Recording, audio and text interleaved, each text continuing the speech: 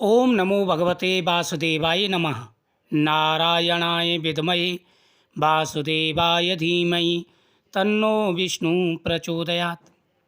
यमदूत कहने लगा कि हे वैश्य, मनुष्य को सदैव सालग्राम की शिला में तथा गोमती चक्र में भगवान वासुदेव का पूजन करना चाहिए, क्योंकि सब पापों का नाश करने वाले, सब पुण्यों को देने वाले तथा मुक्ति प्रदान करने वाले भगवान विष्णु का इसमें निवास होता है।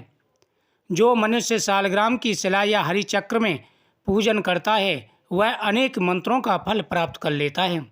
जो फल देवताओं को नेगुर ब्रह्म की उपासना में मिलता है, वही फल मनुष्य को भगवान सालग्राम का पूजन करने से प्राप्त हो जाता है। भगवान को लक्ष्मी जी के पास अथवा बैकुंठ में इतना आनंद नहीं मिलता जितना सालग्राम की शिला या गोमती चक्र में आता है।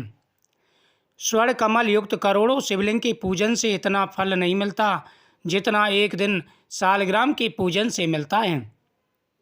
हे विकुंडल, भक्ति पूर्वक सालग्राम का पूजन करने से विष्णु लोक में वास करके मनुष्य चक्रवर्ती राजा होता है। काम, क्रोध, लोभ, मोह, अहंकार से युक्त होकर भी मनुष्य सालग्राम का पूजन करने से बैकुंठ में प्रवेश करता है। जो सदैव सालग्राम का पूजन करते हैं वह प्रलय काल तक स्वर्ग में निवास करते हैं। जो दीक्षा, नियम और मंत्रों के से चक्र में बलि देता है वह निश्चित करके विष्णु लोक को प्राप्त होता है।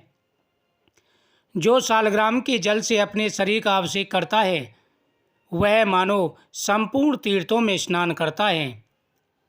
अकाल मृत्युहरम सर्वव्याधि विनाशनम विष्णु पातोदम पित्वा पुनः जन्म न विदति। भगवान के स्नान का जो जल है जिसे चरणामृत बोला जाता है, जो व्यक्ति नियमित रूप से उस चरणामृत का पान करता है उसका जीवन धन्य हो जाता है, शरीर पवित्र हो जाता है, सारे पापों का नाश हो जाता है और अंत में बैकुंठ धाम की प्राप्ति होती है। शास्त्रों में भी कहा गया है कि जो व्यक्ति भगवान के स्नान का जल मस्तक पर छिड़कता है उसकी बुद्धि पवित्र हो जाती है। वह मानो संपूर्ण तीर्थों में स्नान करता है, उसका फल प्राप्त कर लेता है। गंगा, रेवा, गोदावरी सबका जल सालग्राम में वास करता है।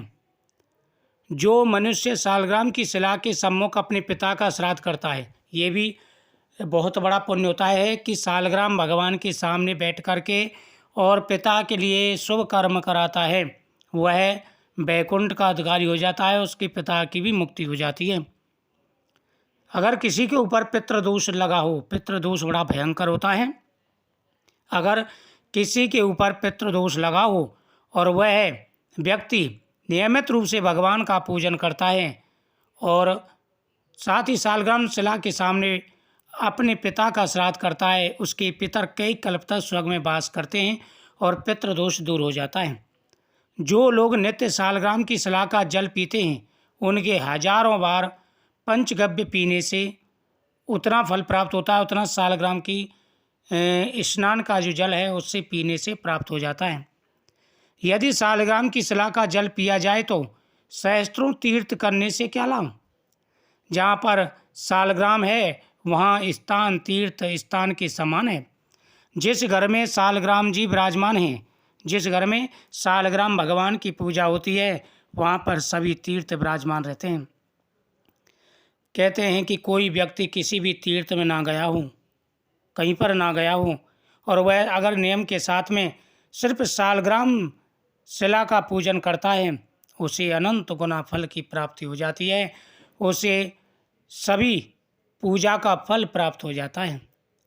जो व्यक्ति नियमित रूप से भगवान गोविंद की पूजा करते हैं, भगवान कृष्ण का पूजन करते हैं, उनके सभी पापों का नाश हो जाता है। धन तो बढ़ता ही है, साथ ही घर में सुख और शांति भी रहती है। जीवन में आ रहे सारे कष्ट और परेशानियां दूर हो जाते हैं। धन्य धान्य सुख समृद्धि सब कुछ प्राप्त हो जाता है। व्यक्ति को हमेशा भगवान का पूजन अवश्य करना चाहिए और साथ ही घर में सालग्राम शिला अवश्य होनी चाहिए। जिस घर में सालग्राम शिला होती है जिस घर में भगवान की पूजा की जाती है, सालग्राम जी विराजमान रहते हैं, उस घर में हमेशा सुख और समृद्धियाँ बढ़ती हैं। उस घर में कभी किसी भी प्रकार की कोई परेशानी आती ही नहीं है।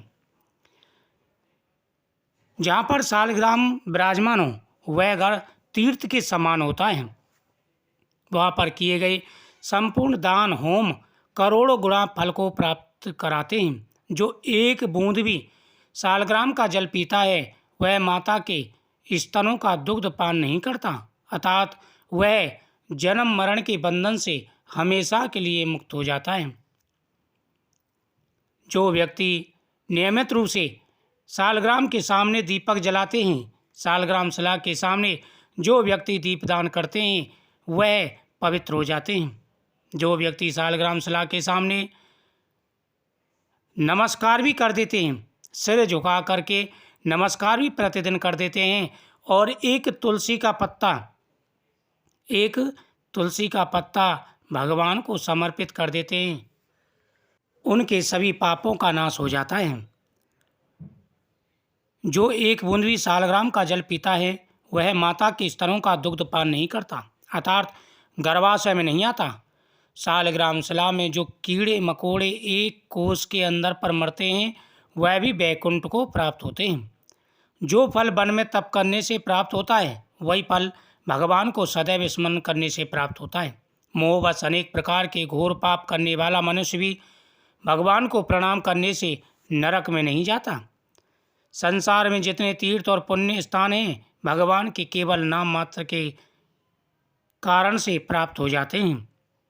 इसलिए हमेशा प्रत्येक मनुष्य को नियमित रूप से भगवान सालग्राम की पूजा अवश्य करनी चाहिए। घर के अंदर सालग्राम शिला होना बहुत ही ज़रूरी है। घर के अंदर भगवान सालग्राम जी की पूजा करना अनिवार्य है।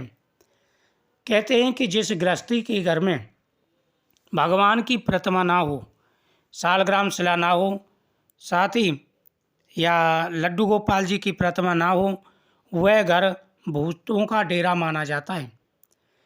वो उस घर में अनेक प्रकार की परेशानियाँ आती हैं। इसलिए हमेशा भगवान लड्डू गोपाल जी की और सालग्राम जी की प्रतिमा घर के अंदर जरूर रखनी चाहिए। उस घर के अंदर सभी देवताओं का वास होता है। जिस घर में सालग्राम शिला होती है, जिस घर में नियमित रूप से सालग्राम शिला की पूजा की जाती है, उस घर में सभी देवताओं का वास माना गया है। ओम नमो भगवते वासुदेवाय नमः, ओम नमो नारायणाय नमः आदि मंत्रों का जाप करते हुए भगवान की पूजा करें। साथ ही भगवान शिव का पूजन करें, गौ माता की पूजा करें, भगवान के मंत्रों का जाप करें और पितरों की पूजा करें तथा दान पुण्य करें।